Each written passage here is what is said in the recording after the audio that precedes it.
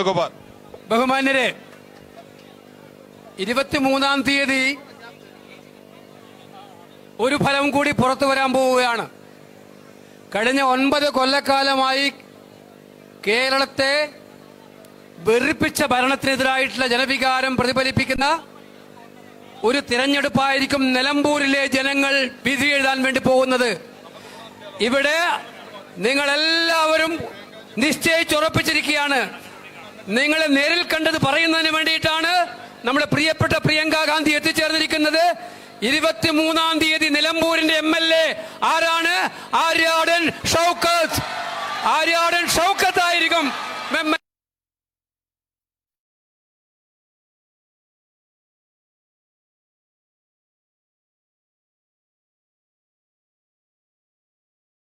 സർക്കാരിനെതിരായിട്ടുള്ള പോരാട്ടത്തിന്റെ ശക്തമായ തുടക്കം നിലമ്പൂരുകാർ നൽകാൻ പോവുകയാണ് എന്ന് പറയാൻ ആഗ്രഹിക്കുകയാണ്. നിങ്ങൾക്ക് അഭിവാദ്യങ്ങൾ. നമസ്കാരം. പ്രിയമുള്ളവരെ, നമ്മുടെ പ്രിയങ്കരിയായ ശ്രീമതി പ്രിയങ്ക ഗാന്ധി നിങ്ങളോട് സംസാരിക്കുന്നു. അതിനു മുമ്പായി നമ്മുടെ പ്രിയപ്പെട്ട സ്ഥാനാർത്ഥി ശ്രീ ആര്യാടൻ ഷൗക്കത്ത് നിങ്ങളോട് 2 വാക്ക് വോട്ടഭ്യർത്ഥിച്ച് സംസാരിക്കുന്നു. ആദരണീയരെ, പ്രിയങ്കരെ, സഹോദരിമാരെ, എനിക്കൊന്നും പറയാനില്ല. എനിക്ക് നിങ്ങൾക്കൊരു വാഗ്ദാനം എനിക്ക് തരാനുണ്ട്. ആ വാഗ്ദാനം മറ്റൊന്നുമല്ല. എന്നെ നിങ്ങൾ വിജയിപ്പിച്ചയച്ചാൽ എന്നും നിങ്ങളുടെ ഒരു മകനായി, നിങ്ങളുടെ സഹോദരനായി, നിങ്ങളുടെ ഒരു ജ്യേഷ്ഠ സഹോദരനായി ആര്യാടൻ ഷൗക്കത്ത് എന്നും നിങ്ങളുടെ കൂടെ ഉണ്ടാവും എന്ന് മാത്രമാണ് എനിക്ക് പറയാനുള്ളത്. ഒരു കാര്യം കൂടി പറയട്ടെ, എന്നെ ജയിപ്പിച്ചയച്ചാൽ ഞാൻ ഒരിക്കലും നിങ്ങളെ പാതി വഴിയിൽ ഉപേക്ഷിച്ച് എവിടെയും പോകില്ല എന്ന് ഞാൻ ഉറപ്പ് തരാം. എന്നെ ജയിപ്പിച്ചതിന്റെ പേരിൽ നിങ്ങൾക്കൊരാളുടെ മുന്നിലും തലകുനിക്കേണ്ട ഒരു സാഹചര്യം ഞാൻ ഉണ്ടാക്കില്ല എന്ന് ഉറപ്പ് തരാം. എന്റെ പിതാവിനെ 4 പതിറ്റാണ്ടോളം കാലം സ്നേഹിക്കുകയും ആശ്ലേഷിക്കുകയും ചേർത്ത് പിടിക്കുകയും ചെയ്തവരാണ് നിങ്ങൾ. നിങ്ങളുടെ സ്നേഹവും വാത്സല്യവും എൻ്റെ കുടുംബം ഏറെ അനുഭവിച്ചിട്ടുണ്ട്. എനിക്ക് നിങ്ങളോട് പറയാനുള്ളത്, നമുക്കൊരുമിച്ച് കൈകോർത്തുകൊണ്ട് ഒരു നല്ല നിലമ്പൂരിനായി നമുക്കൊരുമിച്ച് നിൽക്കാം.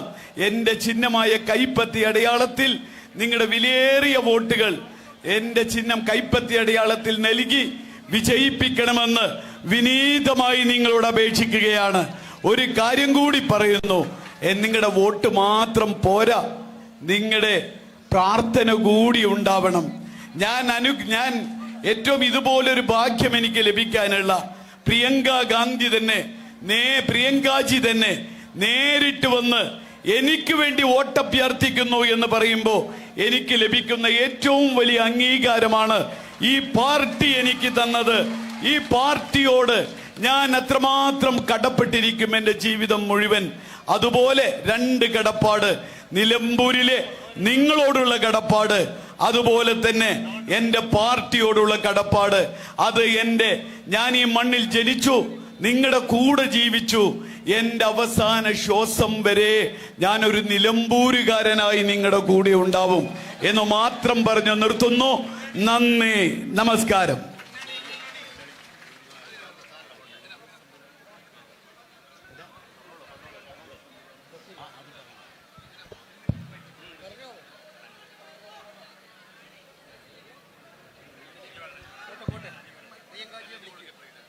ഇനി നിങ്ങളോട് സംസാരിക്കുന്നത് പ്രിയങ്കാജിയാണ്. നിങ്ങൾക്കറിയാം, UDF സംവിധാനം എന്നും ഈ മൂത്തേടം എന്ന് പറയുന്ന പഞ്ചായത്ത് എന്നും അതിന് അതിശക്തമായ പിന്തുണ നൽകിയ പഞ്ചായത്താണ്. അതുകൊണ്ട് തന്നെ ഒരു വലിയ ഭൂരിപക്ഷം പ്രിയങ്കാജിക്ക് നമ്മൾ 65,000 വോട്ടിന്റെ ഭൂരിപക്ഷമാണ് നിലമ്പൂര് കൊടുത്തത്. നിലമ്പൂർ വണ്ടൂര് കഴിഞ്ഞാൽ ഏറ്റവും അധികം ഭൂരിപക്ഷം നമ്മളാണ് കൊടുത്തത്. നിലമ്പൂര് UDFന്റെ ശക്തി കേന്ദ്രമാണ്. ആ UDFന് എന്നും ഞാനും കടപ്പെട്ടിരിക്കും എന്ന് മാത്രം പറയുന്നു. നിങ്ങളോട് സംസാരിക്കുന്നതിന് വേണ്ടി പ്രിയങ്കാജിയെ ക്ഷണിക്കുന്നു.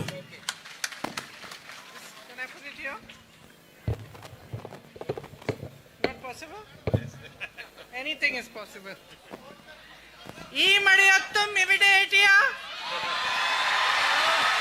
എല്ലാവർക്കും എൻ്റെ നമസ്കാരം. Shri K.C. Venugopal ji, Shri Sunny Joseph ji, Shri V.D. Satishan ji, Shri Ramesh Chennitala ji, Shri Abbas Ali Tangal ji, Shri... It's okay, I'm talking to the people. They can watch me from there. Shri Aryantan Shaukat ji, Shri Monse Joseph ji, Shri Shibu Baby John ji. I welcome all of you and my sisters, my brothers. I am so thankful to you for being here today in this rain. വേദിയിലുള്ള നമ്മുടെ സ്ഥാനാർത്ഥി ആര്യാടൻ ഷൗക്കത്ത് ഉൾപ്പെടെയുള്ള ഏറ്റവും പ്രിയങ്കരായ ബഹുമാനരായ നേതാക്കന്മാർ, ഇന്ന് ഈ റാലിയിലേക്ക് ഇവിടെ എത്തിച്ചേർന്ന എന്റെ പ്രിയങ്കരായ സഹോദരി സഹോദരന്മാർ, നിങ്ങളെ എല്ലാവരെയും ഞാൻ ഈ യോഗത്തിലേക്ക് സ്വാഗതം ചെയ്യുന്നു. You have waited for us in this pouring rain. I know what it means. It means that you wanted to welcome us from your hearts. You want to hear what we have to say for you, and you support us wholeheartedly. നിങ്ങൾ ഈ കനത്ത മഴയിലും ഇന്നിവിടെ നിങ്ങൾ എത്തിയിരിക്കുന്നു.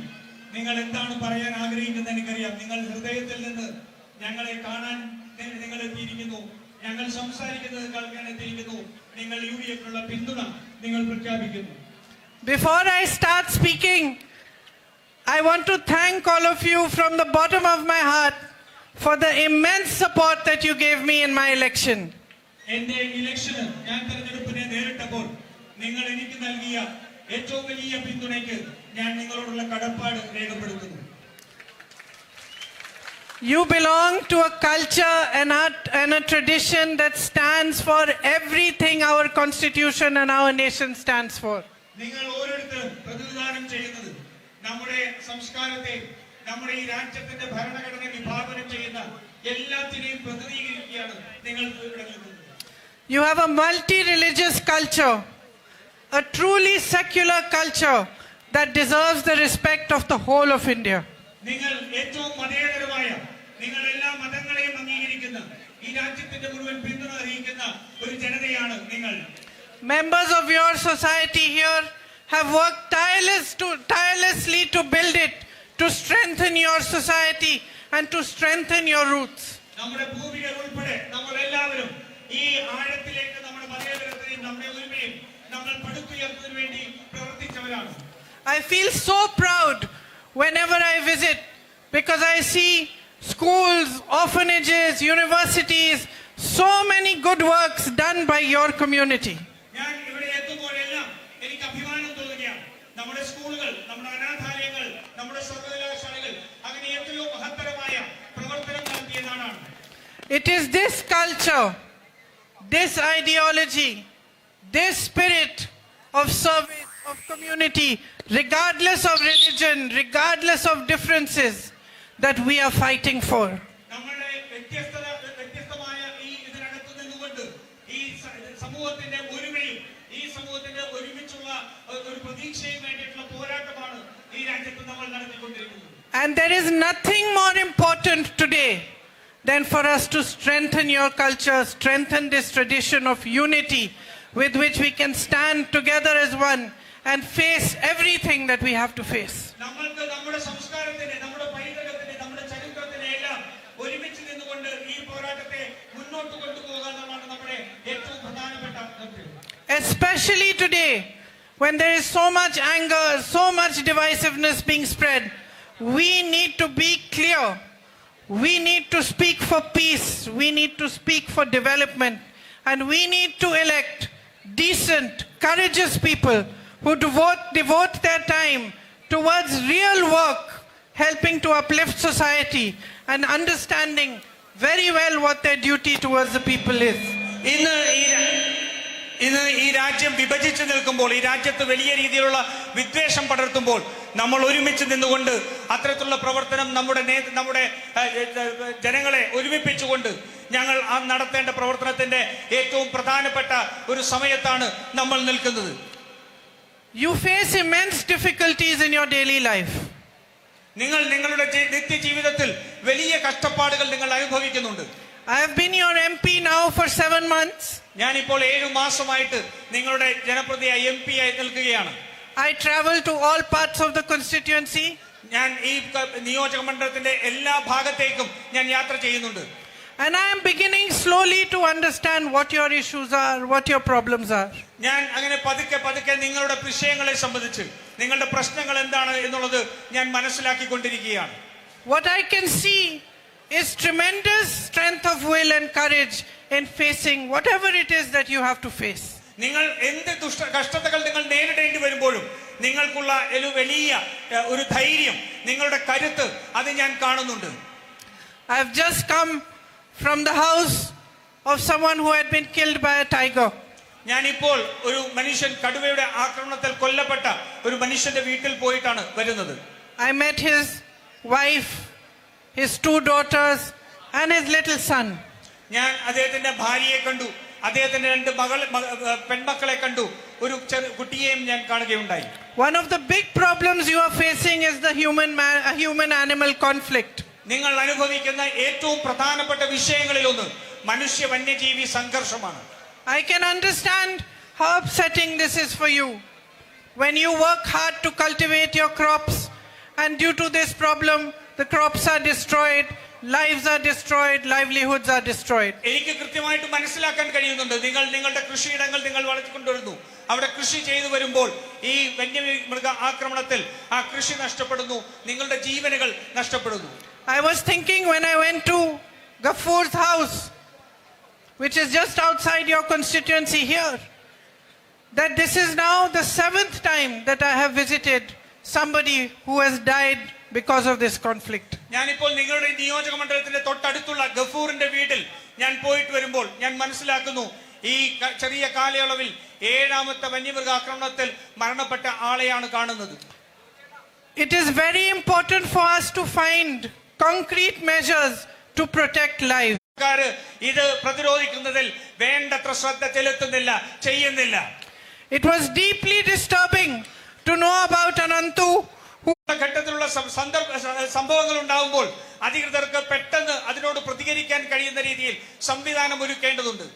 Even our UDF cadres have to be alert to help and to impress upon authorities when such issues need urgent action so that accidents do not happen.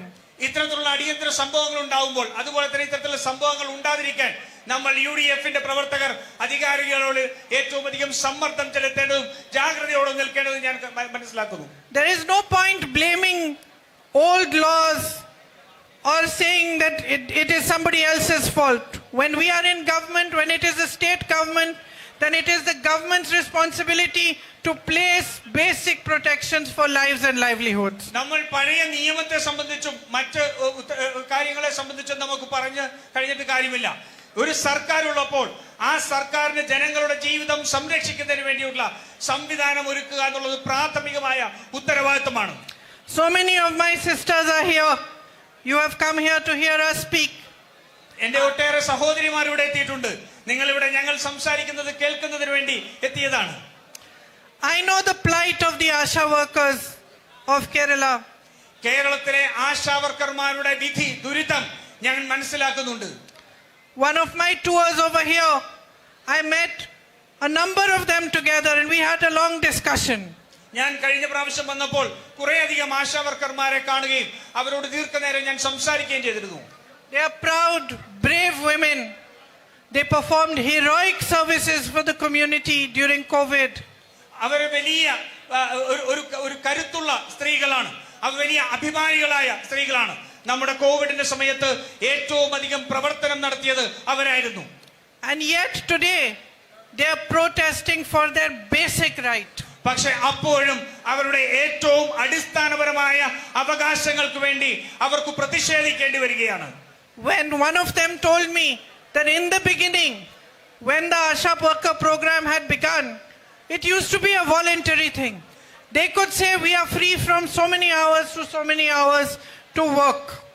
ഞാൻ അവരോട് സംസാരിച്ചപ്പോൾ ഒരാൾ എന്നോട് പറഞ്ഞു, ഈ സ്കീം ആരംഭിച്ചപ്പോൾ അത് വെറും ഒരു വോളണ്ടറി ആയിട്ടുള്ള നമ്മൾ സന്നദ്ധ പ്രവർത്തനം പോലെയായിരുന്നു. വളരെ ചുരുങ്ങിയ സമയത്ത് ചില മണിക്കൂറുകൾ മാത്രം ചെയ്യേണ്ട ഒരു പ്രവർത്തനമായിരുന്നു. They said to me that today they have to be available 24 hours a day, 7 days a week. അവർ എന്നോട് പറഞ്ഞു ഇപ്പോൾ അവർക്ക് 24 മണിക്കൂറും ഒരാഴ്ചയിൽ 7 ദിവസവും അവർക്ക് പ്രവർത്തിക്കേണ്ട ചുമതലയുണ്ട്. Anytime they receive a call for some help, they have to go. എപ്പോൾ ഒരു ആവശ്യം ഉന്നയിച്ചുകൊണ്ട് ഒരു സഹായത്തിന് വേണ്ടി ഒരു വിളി അവർക്ക് എത്തുന്നു അപ്പോഴെല്ലാം അവർ പോവേണ്ടതായിട്ടുണ്ട്. So if they are asking for a reasonable raise in their honorarium, if they are simply asking that after years of working as an ASHA worker, give us at least 5 lakhs as a retirement amount, what is wrong with what they are asking? അങ്ങനെ ജോലി ചെയ്യുന്നവർ അവർ ചെയ്യുന്ന പ്രവർത്തനത്തിന് അവർക്ക് അർഹിക്കുന്ന ഒരു honorarium ലഭിക്കണം, അതിന് വർധനവ് ലഭിക്കണമെന്ന് പറയുമ്പോൾ അവർ പിരിഞ്ഞു പോകുമ്പോൾ അവർക്കൊരു 5 ലക്ഷം രൂപ അവർ ഇത്രനാൾ ചെയ്ത സേവനത്തിന് ലഭിക്കണമെന്ന് പറയുമ്പോൾ അതിലെന്താണ് തെറ്റ്? Is it not their right? അത് അവരുടെ അവകാശമല്ലേ? So many of them told me, we are doing ASHA work. We come home, we look after our children, we look after the whole family, we have to still cook food, we have to clean our home. Our work never stops. അവരിൽ പലരും എന്നോട് പറഞ്ഞു, ഞങ്ങൾ ഈ പുറത്തുള്ള എല്ലാ പണിയും ചെയ്യണം, അതിനുശേഷം വീട്ടിൽ വന്ന് വീട്ടിലെ പണികൾ ചെയ്യണം, ഞങ്ങൾ ഭക്ഷണം ഉണ്ടാക്കണം, വീട് വൃത്തിയാക്കണം, ഞങ്ങൾ ഈ പണികളെല്ലാം ചെയ്യണം, ഞങ്ങളുടെ ജോലി ഒരിക്കലും അവസാനിക്കുന്നില്ല. And yet they don't get the recognition that they deserve from the government. എന്നിട്ടും ഈ സർക്കാരിൽ നിന്ന് അവർക്ക് ലഭിക്കേണ്ട അംഗീകാരം അവർക്ക് ലഭിക്കുന്നില്ല. In the same way, the LDF government pays 1600 rupees a month as welfare pension to over 62 lakh beneficiaries. അതുപോലെ തന്നെയാണ് സംസ്ഥാനത്തെ ഏകദേശം 62 ലക്ഷത്തോളം ഗുണഭോക്താക്കൾക്ക് സർക്കാർ 1600 രൂപ പെൻഷൻ വെച്ച് കൊടുക്കേണ്ടതായിട്ടുണ്ട്. But this pension is being politicized. പക്ഷേ ഈ പെൻഷനും രാഷ്ട്രീയവൽക്കരിച്ചിരിക്കുകയാണ്. It must be given on time. It cannot be given at the will of the government when it suits them, when the election is there, when it's not there, just because it suits the government. People depend on this pension. അവർക്ക് ആ pension സമയത്ത് ലഭിക്കേണ്ടത് ആവശ്യമാണ്. സർക്കാരിന് തോന്നുമ്പോൾ അവർക്ക് അവരുടെ ആവശ്യത്തിനനുസരിച്ച് അല്ലെങ്കിൽ തെരഞ്ഞെടുപ്പുകൾക്ക് മുൻപ് അല്ല ഈ പെൻഷൻ കൊടുക്കേണ്ടത്. അവർക്ക് പെൻഷൻ കിട്ടേണ്ട സമയത്ത് ആ പെൻഷൻ ലഭിക്കാൻ അവർക്ക് അർഹതയുണ്ട്. The government you elect has a duty and a responsibility towards you. നിങ്ങൾ തെരഞ്ഞെടുക്കുന്ന ഒരു സർക്കാരിന് നിങ്ങളോട് ഒരു ഉത്തരവാദിത്വമുണ്ട്, നിങ്ങളോട് പ്രവൃത്തി ചെയ്യേണ്ട ബാധ്യതയുണ്ട്. You have now seen for the last 10 years what the state government is capable of and what it has done. നിങ്ങൾ കഴിഞ്ഞ 10 വർഷം കൊണ്ട് ഈ സംസ്ഥാന സർക്കാരിന് എന്താണ് ചെയ്യാൻ കഴിയുന്നത് എന്നും എന്താണ് ചെയ്തത് എന്നും നിങ്ങൾ കണ്ടിട്ടുണ്ട്.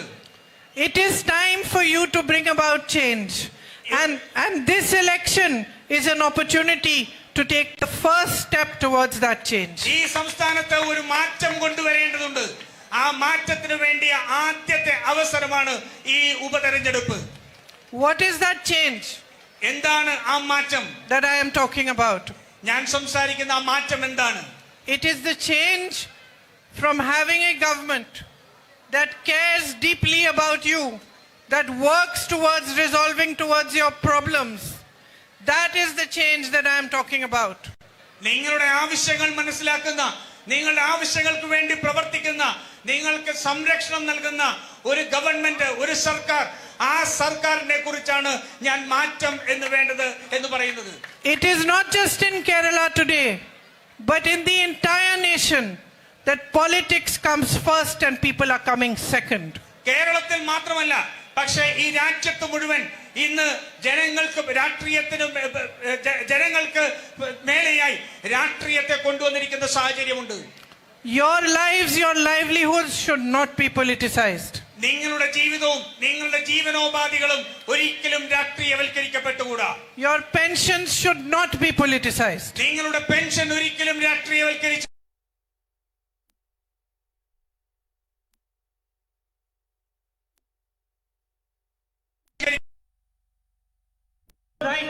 ഇത് നിങ്ങളുടെ അവകാശങ്ങളാണ്. And so bring in a government that understands this. അതുകൊണ്ട് ഇത് മനസ്സിലാക്കാൻ കഴിയുന്ന ഒരു ഗവൺമെന്റിനെ കൊണ്ടുവരേണ്ടതുണ്ട്. Bring in people like Aryandan Shaukat ji who work in a dedicated and committed fashion for you. Aryadan ഷൗക്കത്തിനെ പോലെ നിങ്ങളോട് പ്രതിബദ്ധതയോടുകൂടി നിങ്ങളോട് സമർപ്പണ ബോധത്തോടുകൂടി പ്രവർത്തിക്കുന്ന ഒരു MLA കൊണ്ടുവരേണ്ടതുണ്ട്. His father, Sri Aryandan Mohammed, was a popular leader in Nirambur. You all knew him very well. അദ്ദേഹത്തിന്റെ പിതാവ് ശ്രീ ആര്യാടൻ മുഹമ്മദ് ഈ നിലമ്പൂരിലെ നിങ്ങൾ എല്ലാവരും അറിയുന്ന ഏറ്റവും വലിയ ജനപ്രിയനായ ഒരു നേതാവായിരുന്നു. He himself became Panchayat President and Municipal Chairman and did a lot of good work for the municipality. Aryadan Shoukath തന്നെ ഒരു പഞ്ചായത്ത് പ്രസിഡന്റ് എന്ന നിലയിൽ മുനിസിപ്പൽ ചെയർമാൻ എന്ന രീതിയിൽ ഒട്ടേറെ വികസന പദ്ധതികൾക്ക് നേതൃത്വം കൊടുത്തിട്ടുണ്ട്. He will continue his father's legacy and he will continue to work with you with the same dedication, with the same commitment and the same respect that his father did. അദ്ദേഹത്തിന്റെ പിതാവ് ഇവിടെ പ്രവർത്തിച്ചിരുന്ന പോലെ അതേ സമർപ്പണ ബോധത്തോടുകൂടി അതേ പ്രതിബദ്ധതയോടുകൂടി നിങ്ങളോടൊപ്പം അദ്ദേഹം പ്രവർത്തിക്കും എന്ന് എനിക്കറിയാം. And he in politics and by all the good works he's done. അദ്ദേഹത്തിന്റെ ജീവിതത്തിൽ അദ്ദേഹത്തിന്റെ രാഷ്ട്രീയ ജീവിതത്തിൽ ഇതിനു മുൻപ് തന്നെ തെളിയിച്ചിട്ടുണ്ട്. To my friends here who are workers and colleagues of the UDF, let's work hard and let's work together towards this election. I am so happy to see that so many of you are here and camping here to make this a successful campaign. ഇവിടെ UDFന്റെ സഹപ്രവർത്തകർ ഇവിടെയുണ്ട്, പ്രവർത്തകരുണ്ട്. അവരോട് എനിക്ക് ആവശ്യപ്പെടാനുള്ളത് നിങ്ങളുടെ വലിയ രീതിയിലുള്ള ഒരു ഊർജ്ജത്തോടുള്ള പ്രവർത്തനം നിങ്ങൾ നടത്തണം. നിങ്ങളിൽ പലരും ഇവിടെ ഉണ്ട്, ഈ തെരഞ്ഞെടുപ്പ് പ്രവർത്തനത്തിന്റെ മുന്നിൽ തന്നെ ഉണ്ട് എന്ന് എനിക്കറിയാം.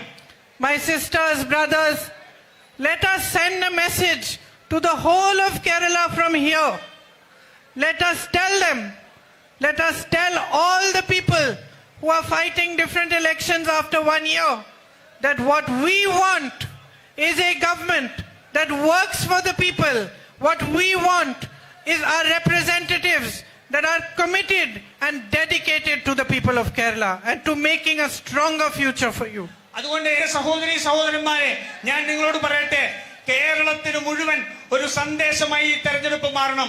കേരളത്തിൽ വരാൻ പോകുന്ന തെരഞ്ഞെടുപ്പിൽ ഏറ്റവും കരുത്തരായ ജനങ്ങൾക്ക് പ്രതിബദ്ധതയോട് പ്രവർത്തിക്കുന്ന ഒരു സർക്കാർ ഉണ്ടാക്കാൻ MLA-മാരെ തെരഞ്ഞെടുക്കുക എന്നുള്ള സന്ദേശമാകണം ഈ ഉപതെരഞ്ഞെടുപ്പിൽ നിന്ന് മുന്നോട്ട് പോകുന്നത്. And on my part, because I am your MP, I also want to tell you that if you elect Shaukat ji, Aryandan Shaukat ji,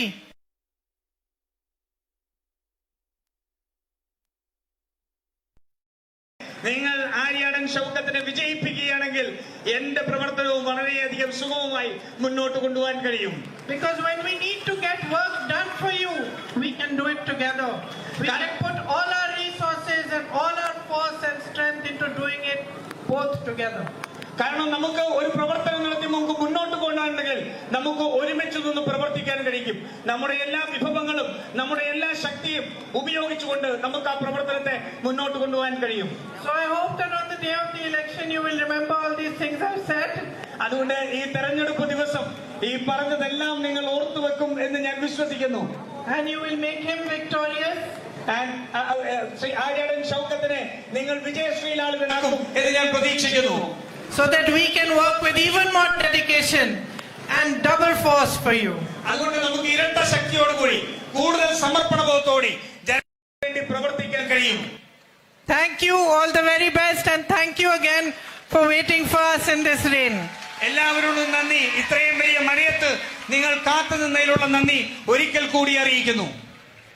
ഏറെ പ്രിയപ്പെട്ട പ്രിയങ്ക ഗാന്ധിയോടുള്ള ഈ മുത്തേടം പഞ്ചായത്തിലെയും പരിസര പ്രദേശങ്ങളിലെയും ജനങ്ങളുടെ എല്ലാ സ്നേഹവും നന്ദിയും ഇവിടെ പ്രകടിപ്പിക്കുകയാണ്. പ്രിയപ്പെട്ട ആര്യാടൻ ഷൗക്കത്ത് ഉൾപ്പെടെ KC വേണുഗോപാൽ ഉൾപ്പെടെ KPCC പ്രസിഡന്റ് ഉൾപ്പെടെ അബ്ബാസ് അലി തങ്ങൾ ഉൾപ്പെടെ നിരവധിയായ പ്രതിപക്ഷ നേതാവ് ഉൾപ്പെടെ നിരവധിയായ വ്യക്തിത്വങ്ങൾ, രമേശ് ചെന്നിത്തലാജി, ഒത്തിരി ആളുകൾ എല്ലാവരും ഇവിടെയുണ്ട്. ഫ്രാൻസിസ് ജോർജ്, ബഹുമാന്യനായ അടൂർ പ്രകാശ്, മാണി C കാപ്പൻ, പ്രിയപ്പെട്ട മോൻസ്